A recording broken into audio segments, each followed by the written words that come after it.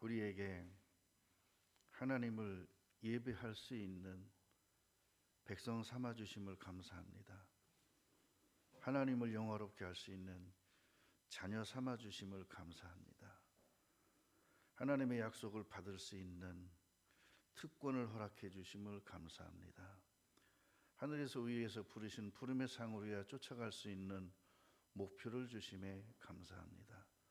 또한 우리 삶의 목적과 내용이 하나님의 부르심에 있음에 그것을 내 삶의 내용을 삼아서 하루하루 살아갈 수 있는 힘의 원동력이 되게 하심에 감사합니다. 때에 따라서 말씀으로 공급해 주시고 우리 속에서 생수의 강이 흘러넘치는 은총을 허락하심을 감사합니다. 우리 평생 주님 앞에 가는 그날까지 감사 속에 살다가 하나님을 영화롭게 하며 살다가 주님 앞에 가서 참다운 큰 상급, 주께서 위에서 부르신 부름의 상을 우리가 온전히 받아서 그날에 기뻐 찬송할 수 있도록 축복해 주심에 감사합니다. 오늘도 주의 말씀으로 우리 마음을 부유케 하시고 주의 말씀으로 행복하도록 축복하옵소서. 예수님 이름으로 기도드립니다. 요한복음 7장 37절.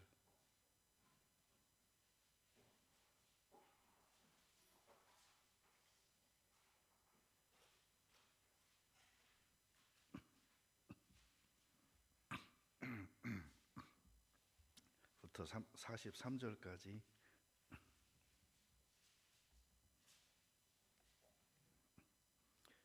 명절 끝날 곧 큰 날에 예수께서 서서 외쳐 가라사대 누구든지 목마르거든 내게로 와서 마시라. 나를 믿는 자는 성경에 약속하심과 같이 그 배에서 생수의 강이 흘러나리라 하시니 이는 그를 믿는 자의 받을 성령을 가르쳐 말씀하신 것이라. 예수께서 아직 영광을 받지 못하신 고로 성령이 아직 저에게 계시지 아니하시더라. 이 말씀을 들은 무리 중에서 혹은 이가 참으로 그 선지자라 하며 혹은 그리스도라 하며 어떤 이들은 그리스도가 어찌 갈릴리에서 나오겠느냐. 성경에 이르기를 그리스도는 다윗의 씨로 또 다윗의 살던 촌 베들레헴에서 나오리라 하지 아니하였느냐 하며 예수를 인하여 무리 중에서 쟁론이 되니 그 중에는 그를 잡고자 하는 자들도 있으나 손을 대는 자가 없었더라. 이 성경의 토론이 이런 데서 나와요. 자, 구약의 예언은 예수 그리스도께서 어디서 오신다 그랬죠? 베들레헴에서. 그럼 예수님은 어디서 태어나셨어요? 베들레헴에서. 근데 예수님의 고향은 어디예요? 응? 갈릴리. 이거 갖고 싸우는 거야. 왜죠? 아니 예수님은 베들레헴 출신이어야 되는데 갈릴리 출신이잖아. 중요한 거니까. 예수님은 어디에서 태어난다고 약속이 돼 있죠? 베들레헴에서. 근데 베들레헴에서 나온다는 건 아니죠. 이들이 말을 바꿨어요. 자, 베들레헴에서 나오리라, 태어나시리라, 나리라 됐잖아요. 그렇게. 근데 이 사람들은 예수 그리스도가 갈릴리촌에서 태어날 거라고 착각한 거예요.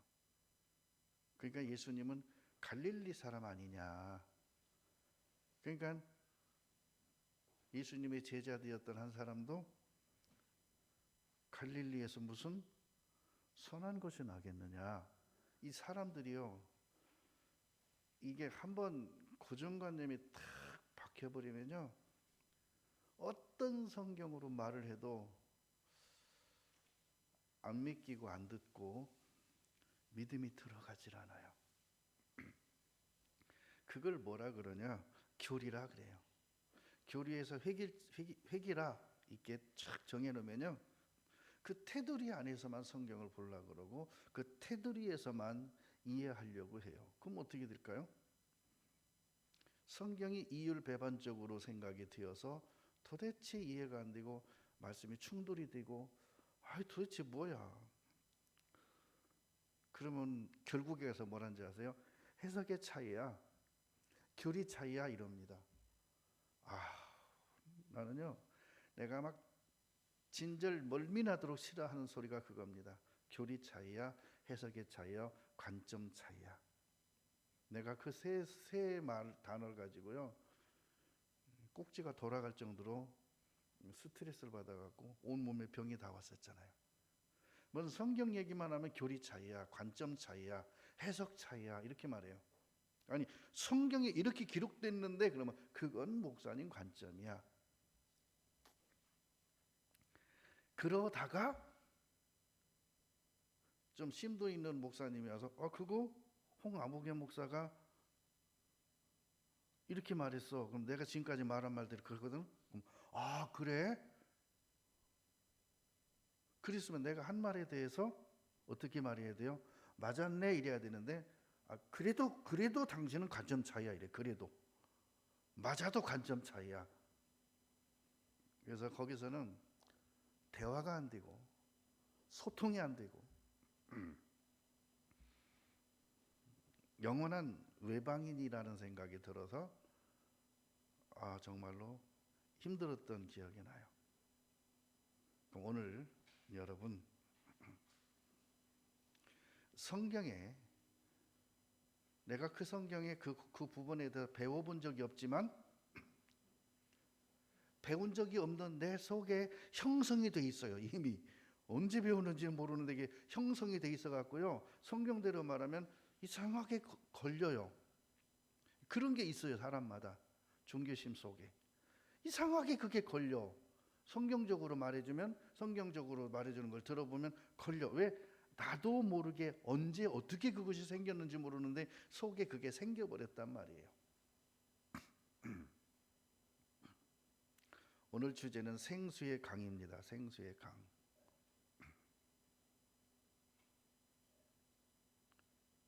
오늘 말씀 같이 교제하면서 생각해야 될 게 있어요.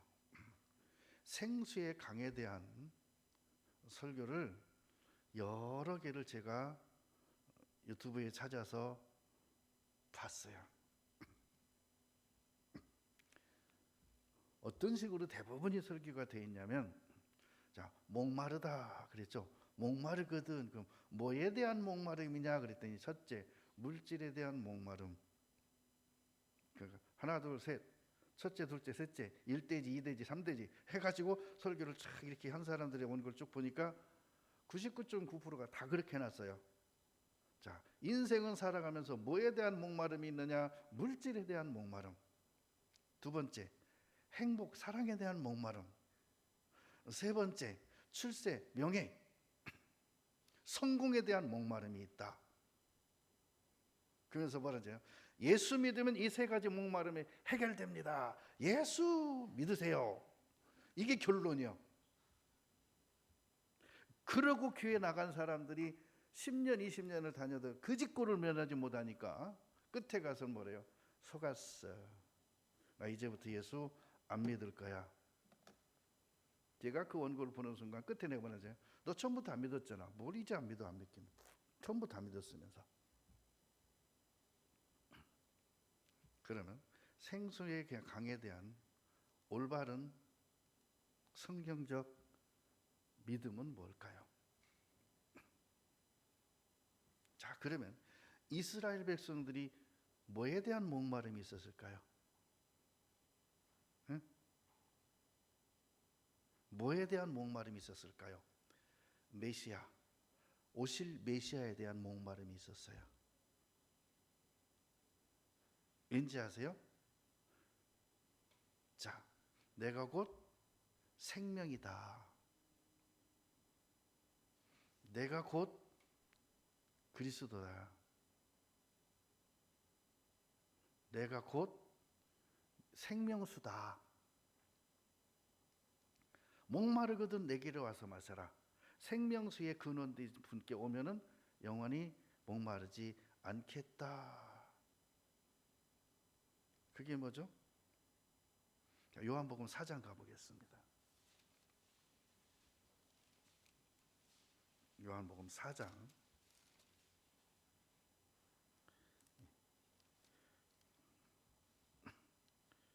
13절부터 봅니다. 예수께서 대답하여 가라사대 이 물을 먹는 자마다 다시 목마르리니와. 이 물이 뭐예요? 이들이 지금까지 먹고 마시던 유대적인 교리, 유대적인 신앙, 유대적인 관점의 역사관, 유대적인 관점의 그리스도의 관, 이걸 유대 교리를 먹는 자는 다시 목마르리니와 내가 주는 물을 먹는 자는 영원히 목마르지 아니하리니 나의 주는 물은 그 속에서 영생하도록 솟아나는 샘물이 되리라. 그 생수의 강은 뭡니까? 예수님이 우리에게 주시는 생명수라는 거예요. 영생의 수. 이것은 아버지 보좌로부터 흐르는 겁니다. 여자가 가로되 주여 이런 물을 내게 주사 목마르지도 않고 또 여기 물길로 오지도 않게 하옵소서.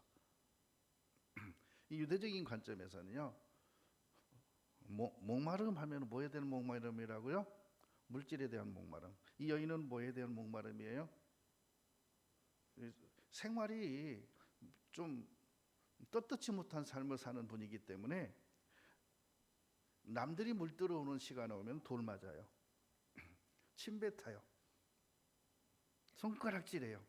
그러니까 남들이 물 들어오지 않는 한낮에, 그 뜨거운 대낮에 물 들어오는 거예요. 선선할 때는 서로 물 들어와서 줄 서 있어요. 거기 물 들어와서 줄 서 있으면요, 주변에서 발로 차고 돌로 때리고 막 손가락질하고 침 뱉습니다. 왜? 이분의 생활이, 이분의 삶의 터전이 그 유대 사회에서는 인정할 수 없는 부끄러운 삶을 살고 있는 분이기 때문이에요. 그러니까 물 들어가는 것이 이분에게는 인생의 최고의 고난이요. 그러니까 목마르지 않다면 물 들어올 일이 없잖아. 이것 좀 해결해 주면 좋겠다 이거예요. 그러니까 뭐라는지 아세요? 네 남편을 불러오라.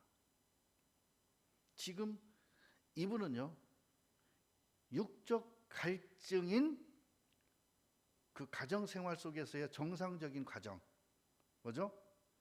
한 남자 한 여자가 만나서 결혼해서 서로 사랑하고 자녀를 낳고 가정을 이끌어가는 그런 삶을 살아야 되는 이 여인이 뭐에 대한 목마름이 있느냐? 가정의 결핍. 다시 말하면 손님을 대접하는 삶을 살고 있기 때문에 가정을 가질 수가 없어요. 그러니까 기둥서방을 두고 살고 있어요. 기둥서방. 근데 기둥서방이 지금 몇 번째 갈아쳤냐면 5번째 갈아채고 살고 있어요.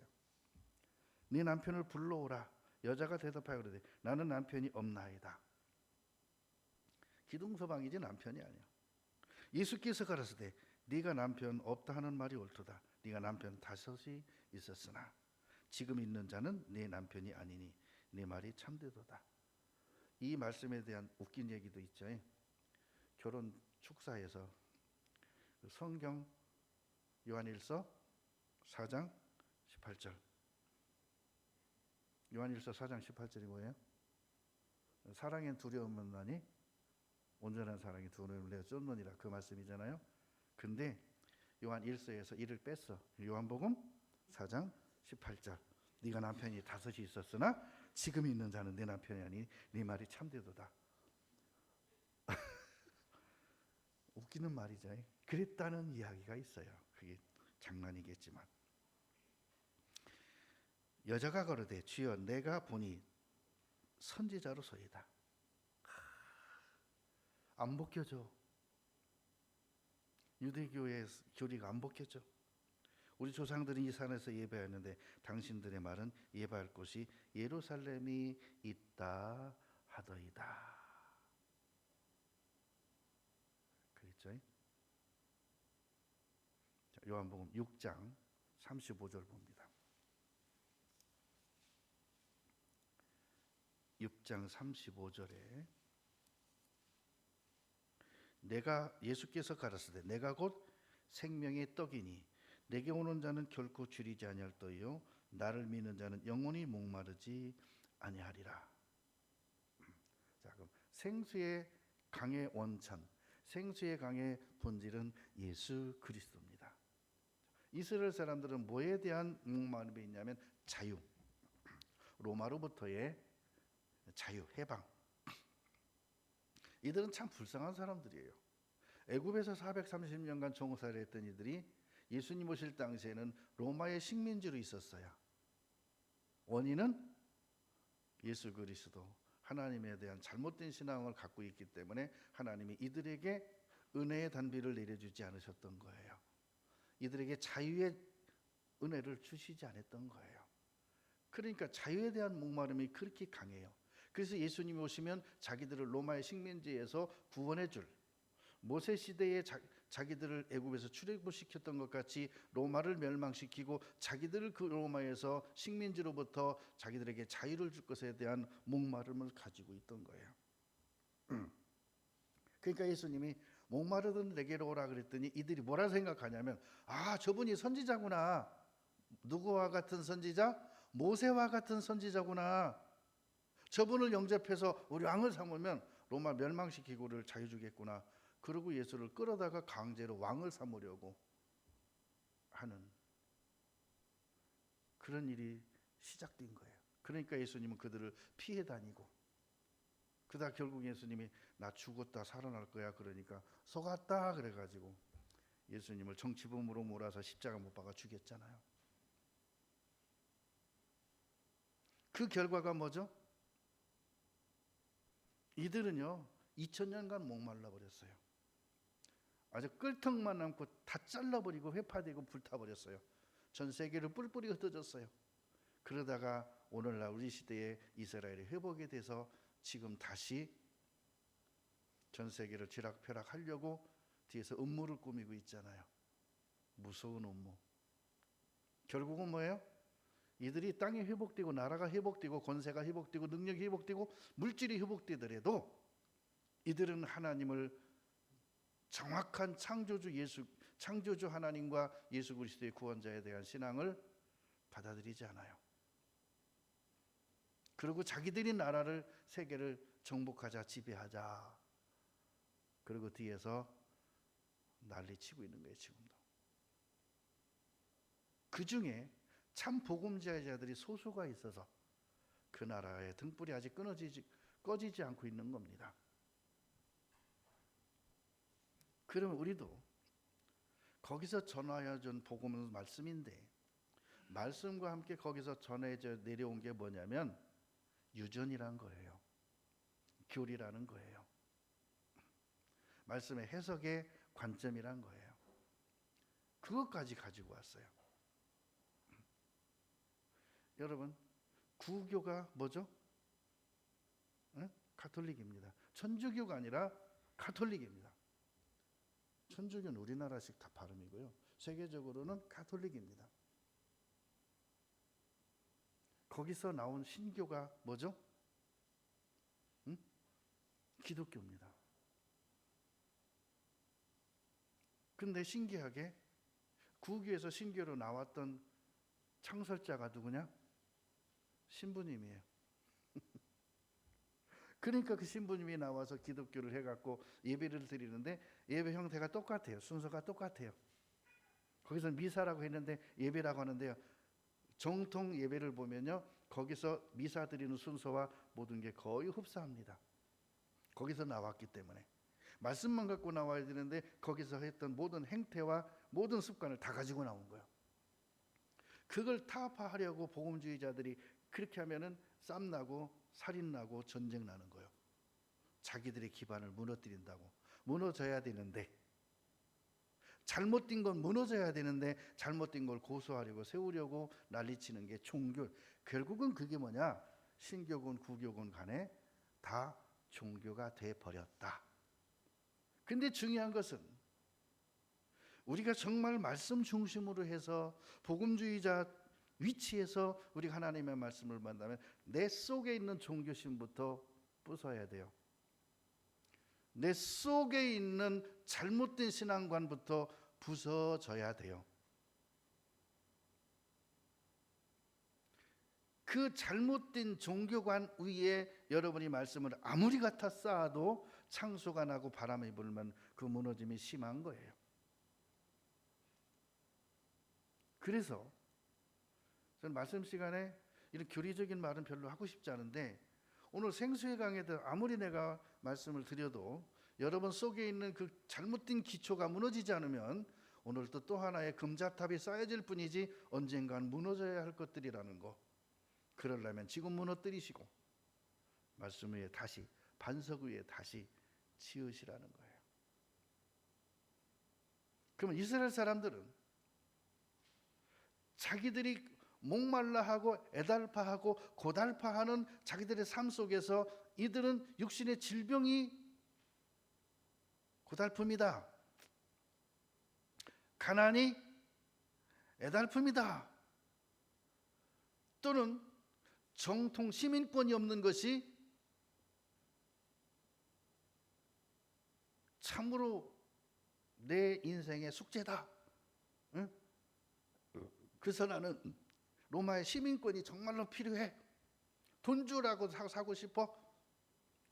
어떤 말씀을 가르치는 사람은요, 성령의 능력을 내가 돈 주고라도 사고 싶어? 내가 능력 받아야 일을 하지. 저도 옛날에 그런 적이 있었어요. 능력을 받고 싶어가지고 쫓아다닌 적이 있었어요. 여러분, 그들에겐 그게 목마름이에요. 자, 그러면 예수님이 오시면 그 목마름 해결될까요? 내려놔야, 그걸 벗어버리면 생수가 터집니다. 내려놓지 않으면 생수가 막혀요. 자, 시편 107편 보겠습니다.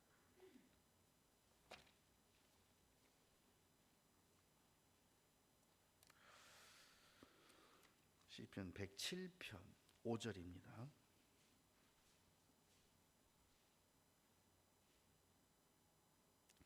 사절부터 저희가 광야 사막길에서 방황하며 거할 성을 찾지 못하고 줄이고 목마름으로 그 영혼이 속에서 피곤하였도다. 자, 이스라엘 백성들이 광야 40년 동안 왜 그들이 그렇게 불행했고, 만나를 먹으면서 불기둥 구름기둥으로 인도하면서 하나님이 시내산에서 주신 율법이 앞서 행하고 제사장과 선지자들에 의해서 하나님의 뜻과 축복이 현실적으로 곧바로 하나님의 임재하심이 나타나는 그곳에서 이들이 왜 그렇게 불행했고, 왜 그렇게 싸우고, 왜 그렇게 당짓고, 왜 그렇게 불평하고, 왜 그렇게 반란을 일으켰을까요?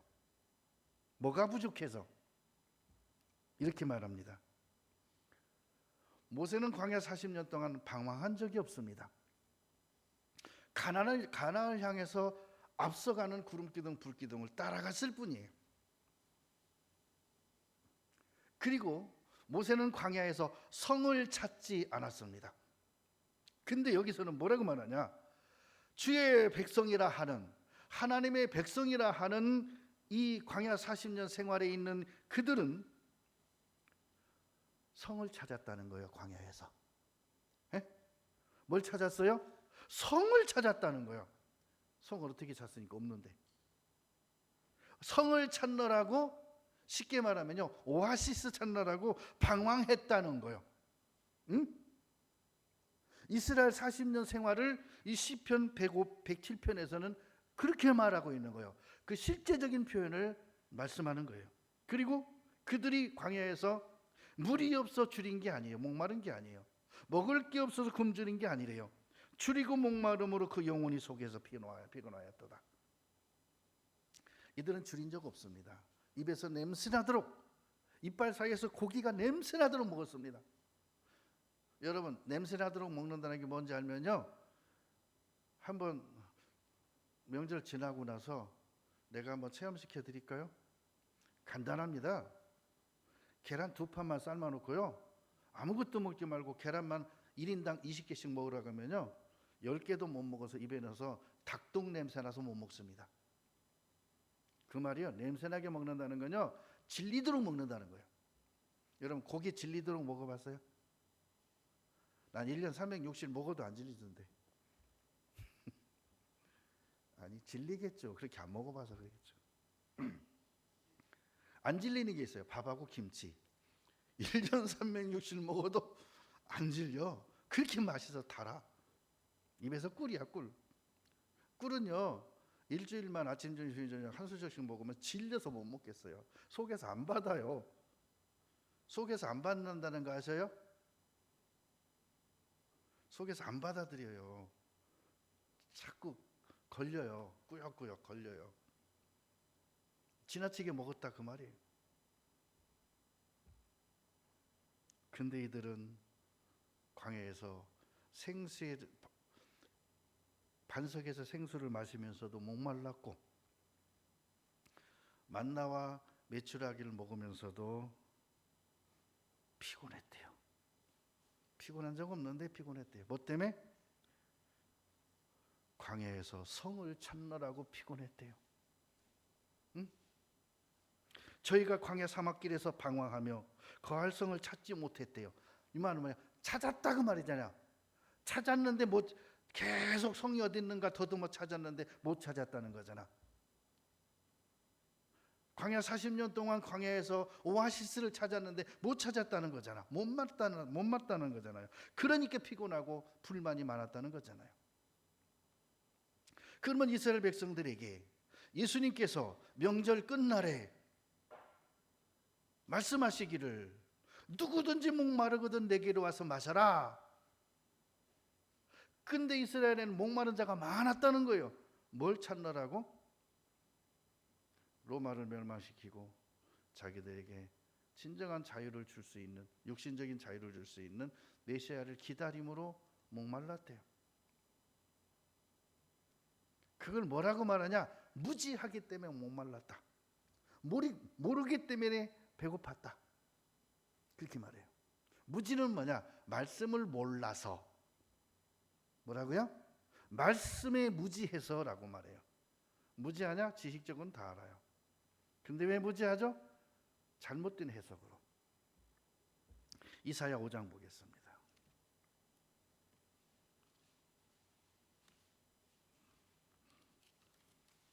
이사야 5장 13절 봅니다.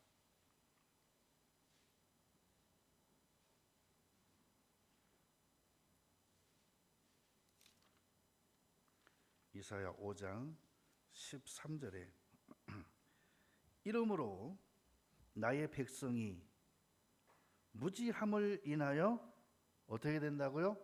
사로잡힐 것이요. 자, 무지함을 인하여 애굽의 종이 될 것이요. 무지함을 인하여 로마의 식민지가 될 것이요. 무지함을 인하여 가난할 것이요. 무지함을 인하여 핍절할 것이요. 무지함을 인하여 피곤할 것이요. 무지함을 인하여 행복이 없을 것이요. 그 귀한 자는 줄일 것이요. 여기서 그 귀한 자는요 누굴까요? 그 백성 중 주관자들, 주권자들, 위에 있는 자들. 그러니까 광야 40년 동안 놀라지 마세요.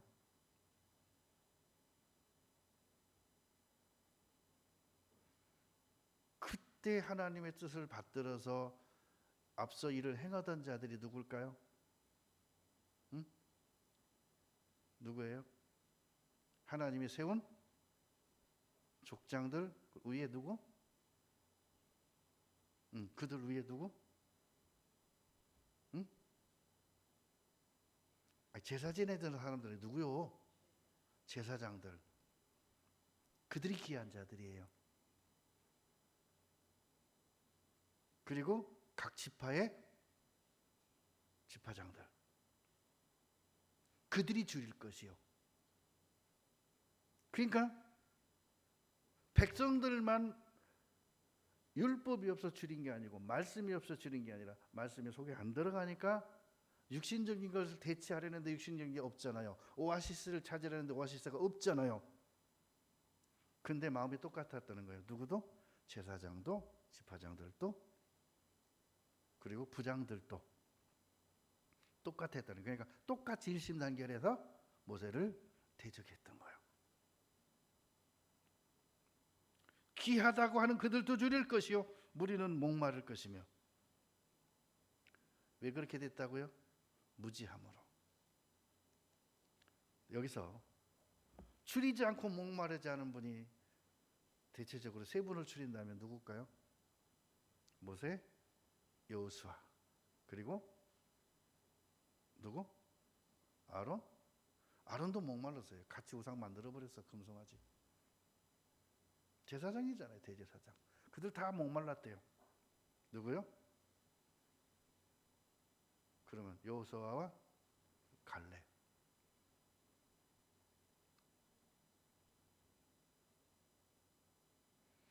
자, 이사야 29장입니다.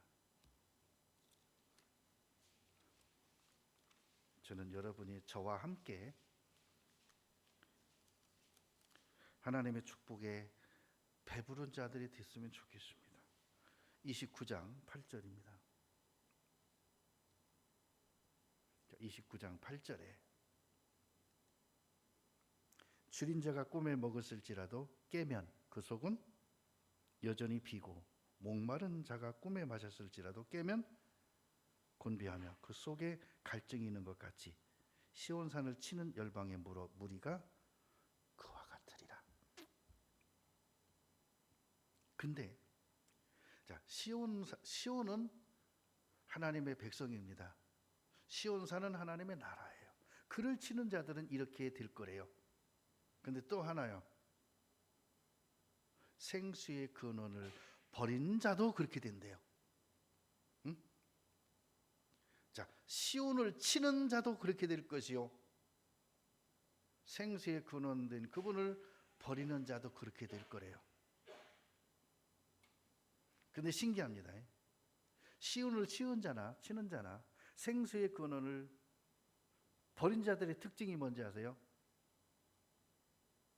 두 가지 악을 행한다 그랬어요. 에레미야 2장 13절에 생수의 근원을 버린 것과 두 번째는 스스로 웅덩이를 판 것이니이다. 그리고 자기들이 따로 우물을 판대요. 쉽게 말하면 예수님이 아닌 다른 그리스도, 예수님이 아닌 다른 육체의 사람을 세워서 뭐 다른 선지자를 세우든 다른 제사장을 세우든 자기들의 친족을 세우든 자기들의 스스로 판 웅덩이래요. 뭘 버리고? 생수의 근원을 버리고. 그게 교리예요. 무서운 문둥병입니다. 그거 영적인 문둥병입니다. 그 큰일 납니다. 그러면 이렇게 생각해 보시죠. 나는 그러지는 않아. 나는 절대 그럴 일 없어.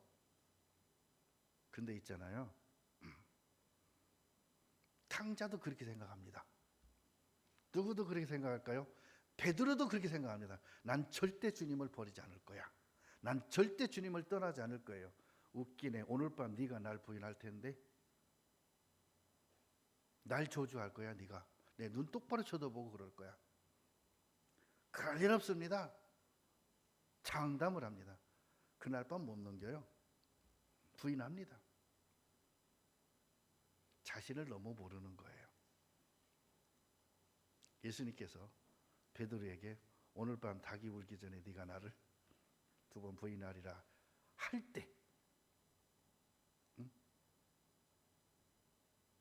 베드로가 거기서 뭐라고 해야 됐을까요?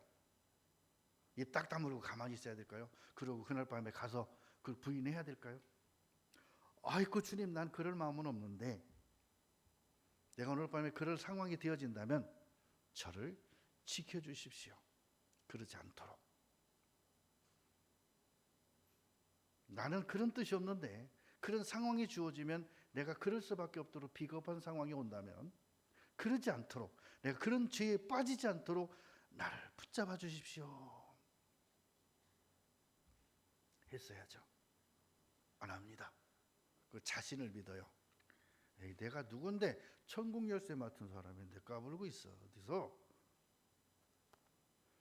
여러분, 믿음을 지킬 때 천국 열쇠도 효력이 있는 것이지 예수님 팔고 도망가면 무슨 효력이 있어요? 여러분, 자신을 믿지 마십시오. 응? 자신을 믿지 마세요. 우리 다 약한 사람들입니다. 저도 약해요. 어느 순간요, 나도 모르게 육신에 빡쳐버리면요, 순간 나도 모르게 입술로 범죄할 수 있다니까요. 그죠? 마음으로 범죄할 수 있다니까요.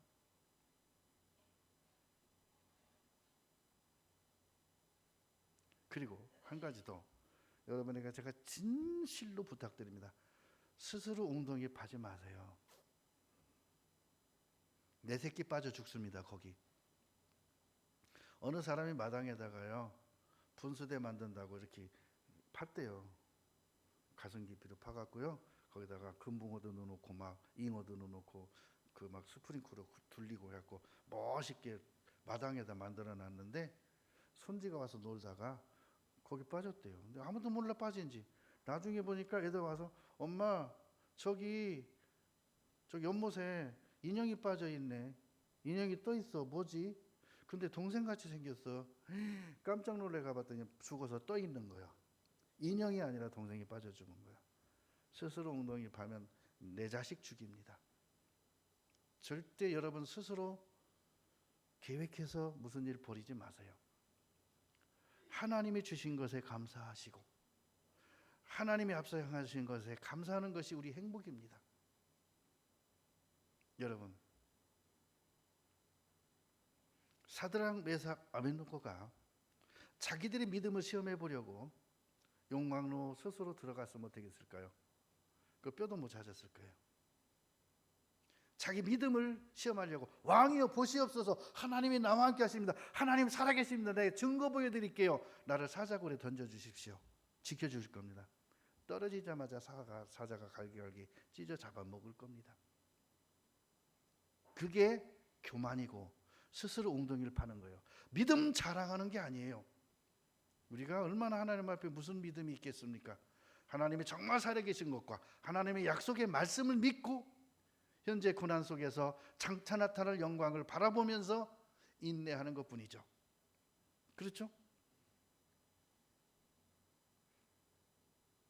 자, 그래서 생수의 근원을 버리고 스스로 웅덩이를 판 그들에게 너희가 생수의 근원을 버린 것과 여호와를 버린 거다 라고 말씀하면서 그들에게 이사야 55장 1절에 그렇게 말해요. 목마른 자들아 돈 없이 값없이 와서 포도주와 젖을 사라. 이게 신약에 있는 말씀이 아니에요. 구약시대.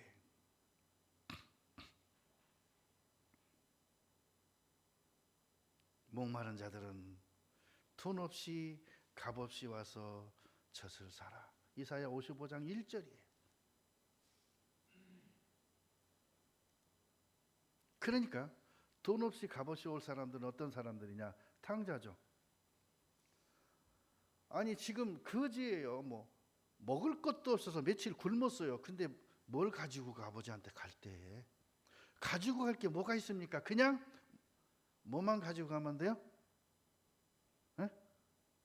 몸뚱이만 갖고 가면 되는 거예요. 몸뚱이 놓고 가면은 아버지가 슬퍼해요. 뭐죠? 영혼만 찾아가면 아버지가 몰라봐. 간지도 몰라 온지도. 몸뚱이가 가야 돼.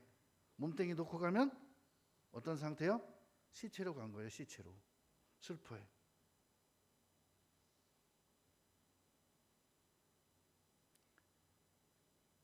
그러면서요, 성경은 이사야 55장 1절에서도 목마른 자들은 돈 없이 값없이 와서 포도젖을 사라. 근데 요한계시록에서도 그래요. 오라 값없이 생수를 받으라. 오라. 중요한 건 뭐예요? 탕자에게 돌아오라는 건 뭐죠? 자, 생수의 근원을 버린 자들에게, 스스로 웅덩이를 판 자들에게, 말씀에 줄이고 목말라서 곤비한 자들에게 오라 하는 건 뭐죠?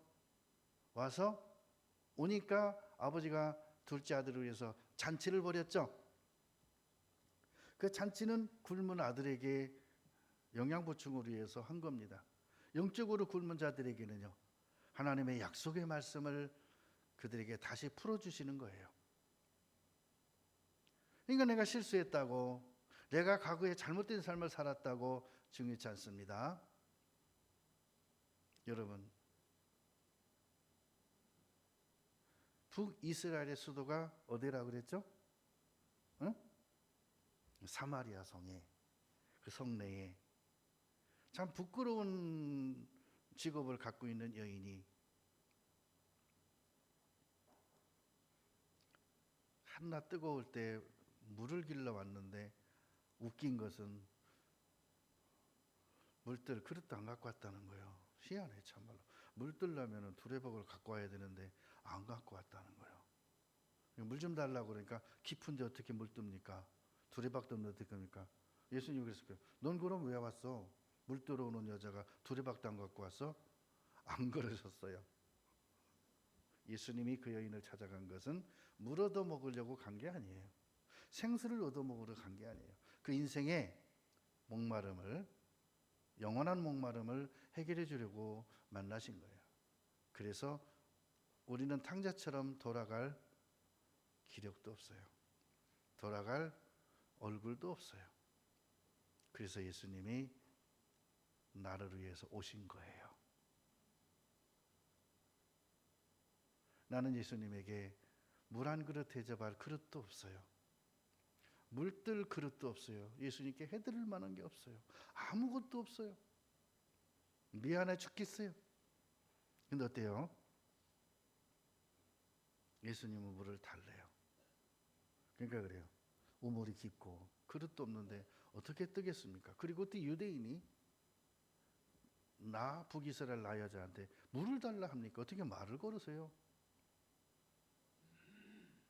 그러니까 맞아. 내가 누구인 줄 알았다면 너는 내게 생수를 구하였을 것이요 나는 내게 주었을 거다. 아 그래요? 주세요. 나 다시는 물 들어오지 않게요. 그런 물이 아니고 네 속에서 영생하도록 솟아나는 생수가 되리라. 아 그럽니까? 아 우리는요 저 예루살렘에서 예배하고 막 그런다는데요. 아니야. 그런 예배가 아닌 신령한 진정으로 예배할 때가 온단다. 그 너와 나의 영적인 관계야. 그런 말씀이에요. 요한계시록 22장입니다.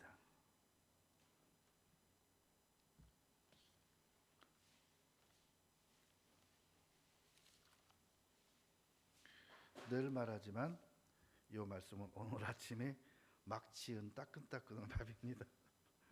22장 1절 저가 수정같이 맑은 생명수의 강을 내게 보이니 하나님과 어린 양의 보좌로부터 나서 길 가운데로 흐르더라. 강 좌우에 생명나무가 있어 12가지 실과를 맺히되 달마다 그 실과를 맺히고 그 나무 잎사귀들은 만국을 소성하기 위하여 있더라. 여기서 흐르는 좌우의 생명강에 흐르는 생명수는 여러분의 생명을 소생시킬 것이요 그 생명과 나무의 잎사귀들은 여러분의 부활의 몸을 소성시킬 겁니다. 다시 저주가 없으며 하나님과 그 어린 양의 보좌가 그 가운데 있으리니 그들의 종들이 그를 섬기며 그의 얼굴을 볼 터이요 그의 이름도 저희 이마에 있으리라. 17절 봅니다. 성령과 신부가 말씀하시기를 오라 하시는도다. 듣는 자도 오라 할 것이요 목마른 자도 올 것이요 또 원하는 자는 값없이 생명수를 받으라 하시더라. 그러면서 이것은 하나님의 예언의 말씀이다라고 다음 기절에 나와요. 약속의 말씀이다. 값없이 주겠다. 값없이 가는 자의 자세는요 그겁니다. 내가 하늘과 아버지께 죄를 얻어 싸우니 이제부터는 아버지의 아들이라 감당치 못하게 싸우니 나를 품꾼의 하나로 보소서.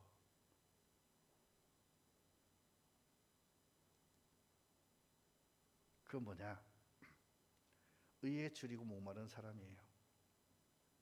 자, 탕자는 물질에 배불러 봤어요. 세상 것에 배불러 봤어요.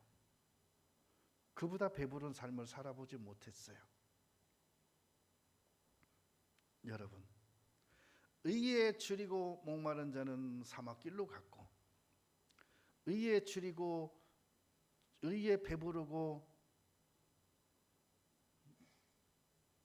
목마르지 아니한 롯은 소돔과 고모라 성으로 갔어요. 그런데 사상길로 간 소돔과 고모라 성으로 간 롯은 어려운 심령이 상하도록 목말랐어요. 배고팠어요. 그러나 그가 죄악된 세상으로 가지 아니하고 하나님만 바라보고 갔던 아브라함은 목마르지 않았어요. 배고프지 않았어요. 동사에서 100배를 얻었어요. 롯은 소돔과 고모라 성으로 가서 스스로 우물을 팠어요. 생명의 근원을 버렸어요. 그는 세상적으로 아무리 잘 먹고 잘 살아도 배고팠고 굶주렸고 목말랐어요.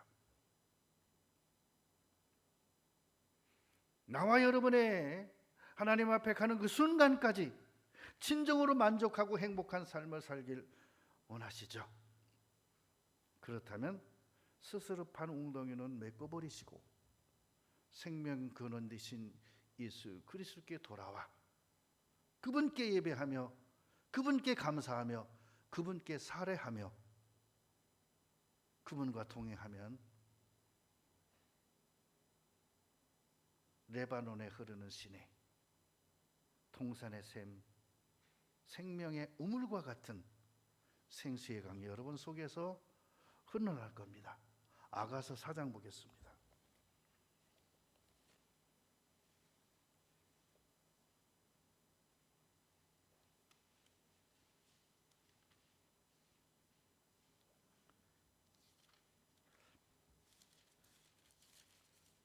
아가서 4장 15절 봅니다.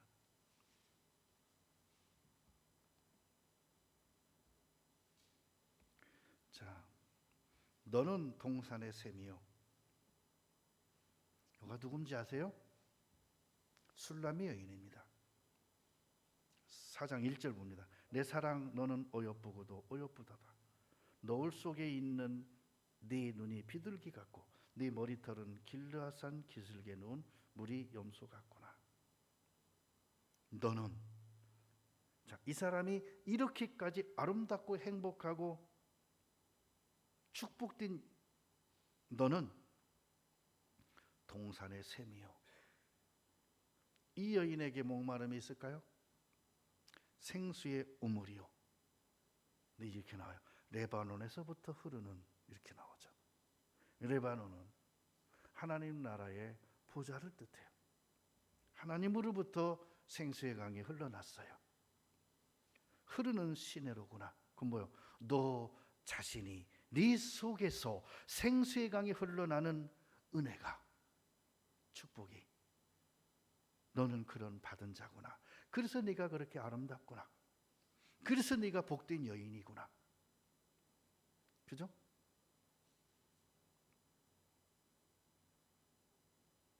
자, 요한복음 4장 13절 봅니다.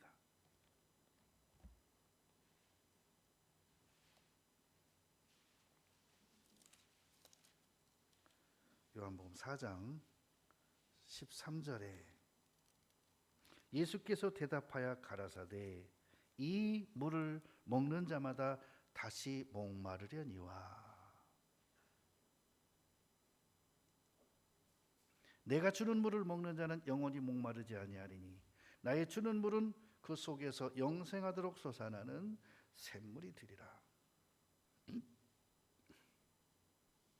이 여인은 예수님 앞에 있으면서도 예수님을 만났으면서도 이게 해결이 안 돼요.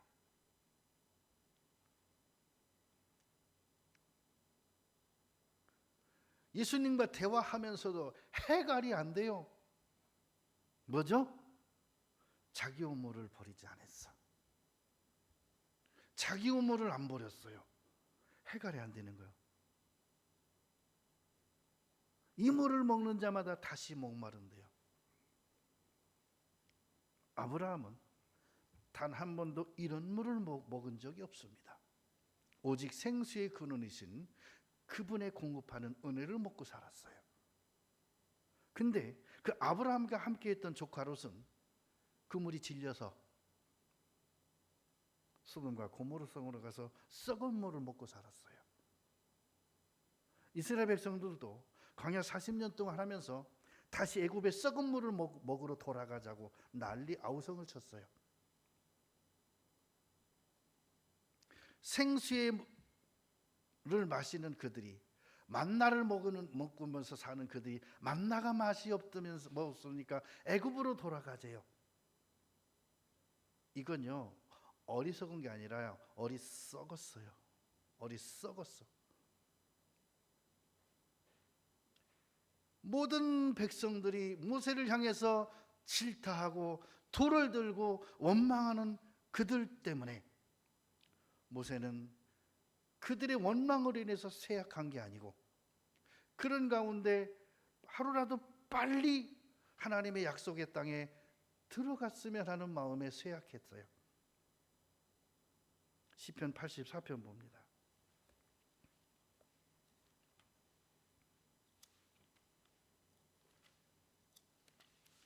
시편 84편 2절입니다. 내 영혼이 여호와의 궁정을 사모하여 쇠약하며 내 마음과 육체가 생존하시는 하나님께 부르짖나이다.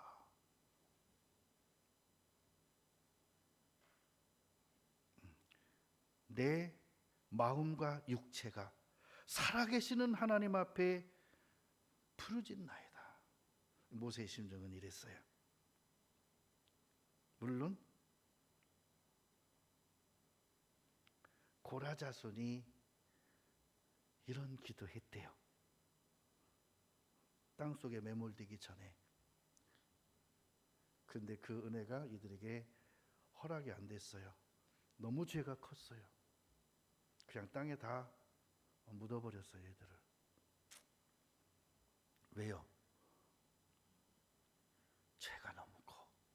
문제는 죄가 커도 아무리 우리가 살인을 해도 그렇게 하나님 앞에 벌을 받은 죄는 아닙니다. 세상의 인간들이 짓는 어떤 악한 죄도 하나님 앞에 벌일 만한 죄는 없습니다. 근데요, 하나님을 대적하고 선지자를 대적하고 모세를 대적해서 모세의 얼굴에 어리미치기까지 하면 그 죄는 하나님도 따로 계산하시는 것 같아요. 만군의 여호와여 주의 장막이 어찌 그리 사랑스러운지요. 내 영혼이 여호와의 궁정을 사모하여 쇠약하며 내 마음과 육체가 생존하시는 하나님께 부르짖나이다. 이 정도 되면요 우물 다 버리고 와야 되는데 우물을 안 버리고 이렇게 말하면 소용이 없는 거예요. 내 마음의 우상 바싹 깨트려 버려야 돼요. 내 마음의 율법 가루나 버려야 돼요. 가루 부숴버려야 돼요.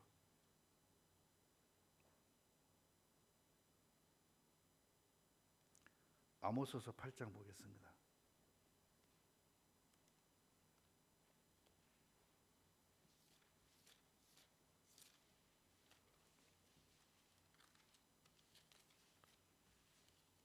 아모스서 8장 11절에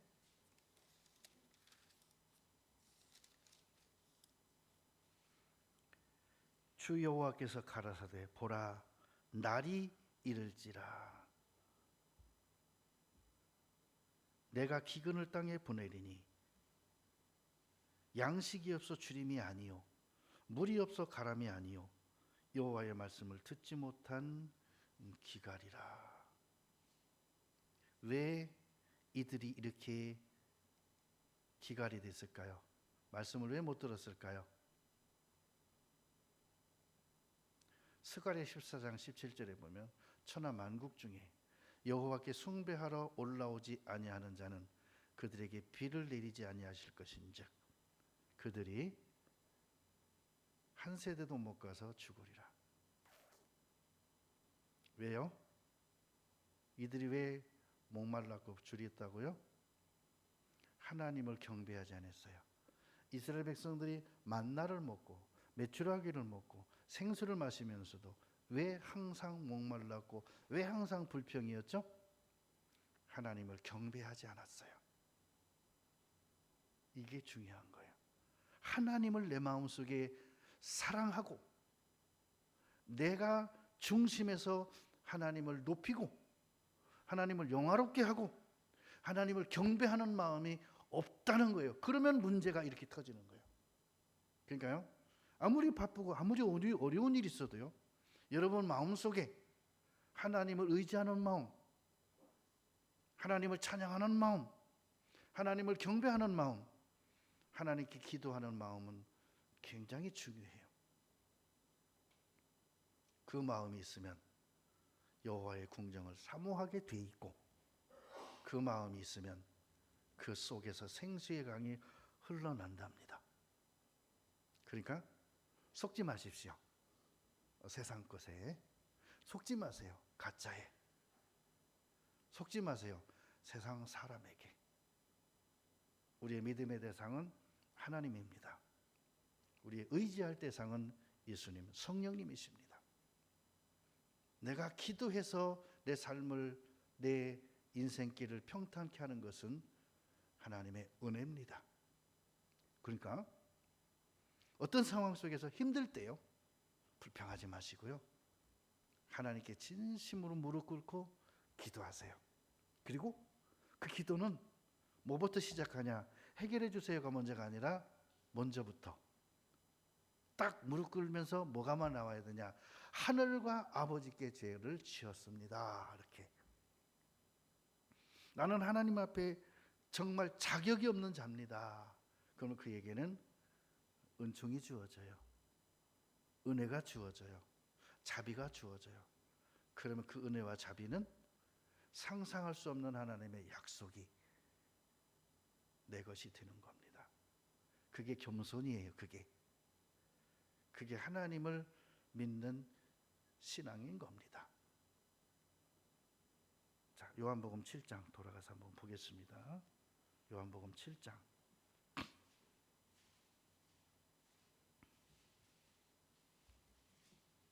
명절 끝날 곧 큰 날에, 명절 끝날 곧 큰 날은 이 날이 무슨 날일까요? 전국에 있는 백성들이 예루살렘에 모여서 하나님께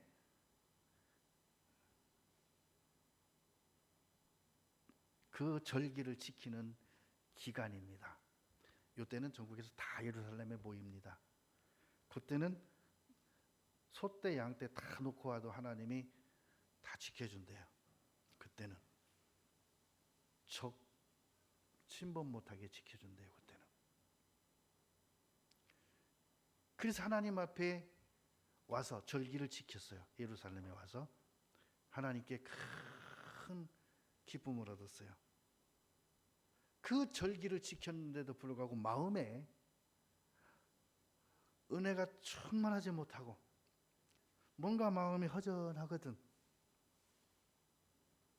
예수님께 와라. 제사로 마음에 뭔가 흡족이 안 되거든. 하나님께 예배드렸고 하나님께 제사 드렸는데 흡족하지 않거든. 예수님께 찾아와라. 그러면 네 배에서 만족하도록 내가 채워줄게. 흘러나게 해줄게. 그 소리예요. 명절에, 예루살렘 명절에 목마를 수 없죠. 근데 그럴 수 있다는 거예요. 왜? 하나님께 예배드렸는데도 마음에 흡족함이 없을 수도 있다는 거예요. 그러면 예수님을 찾으라는 거예요. 그리고 예수님에 관한 말씀을 읽어보시고 기도해 보시라는 거예요. 그러면 주신 말씀이 다시 살아나고 여러분의 영혼을 풍성케 할 겁니다. 생수의 강이 흘러 넘칠 겁니다. 기도하겠습니다. 주님 감사합니다. 우리 영혼의 기쁨, 내 영혼의 즐거움, 내 마음의 감사, 내 속에 두신 기쁨은 새 포도주의 풍성할 때보다 더한 하나님의 영원한 은혜와 축복을 허락하심을 감사합니다.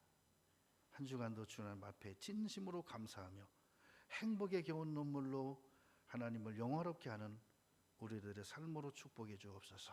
예수님 이름으로 기도드립니다.